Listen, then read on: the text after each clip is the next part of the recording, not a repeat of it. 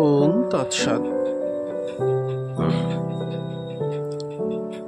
কেনা থেকে বেচা সেখানে একেবারেই চলিবে না। আপনারা বাইবেল যেমন পড়িয়াছেন, বাইবেলে যে যীশু জিহোবার মন্দির প্রাঙ্গণ হইতে ক্রেতা বিক্রেতাগণকে তাড়াইয়া দিয়াছিলেন। মহাত্মা বিজয় কৃষ্ণ গোস্বামী বলেছেন, ব্রহ্মবিদ্যা এক অমূল্য সম্পদ। এই ব্রহ্মবিদ্যার বিনিময়ে যদি কেউ কোনো মূল্য গ্রহণ করে তাহলে তাকে নিশ্চয়ই নরক ভোগ করতে হবে।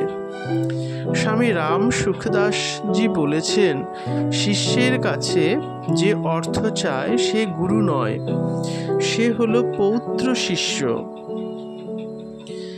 কেননা শিষ্যের কাছে যদি অর্থ থাকে তাহলে তার শিষ্য হলো সেই অর্থ, আর অর্থের শিষ্য হলো গুরু।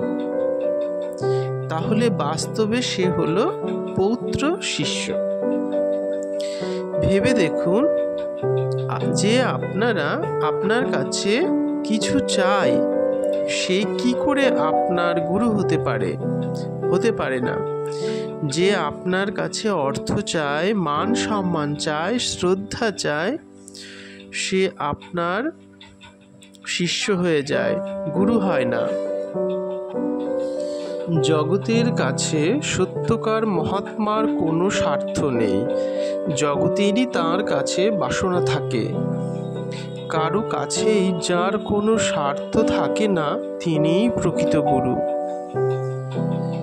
ক্রিয়াভ্যাসে আধ্যাত্মিক অনুভূতি আসবেই। নিয়মিত নিষ্ঠা সহকারে সঠিক পদ্ধতিতে ক্রিয়াযোগ অভ্যাসে আধ্যাত্মিক অনুভূতি আসবে। এতে সন্দেহের কোনো অবকাশ নেই। যোগীরাজ শ্রী শ্রী লাহিড়ী মহাশয় বলতেন যে যতটুকু কাজ করবে তার মজুরি পাবে।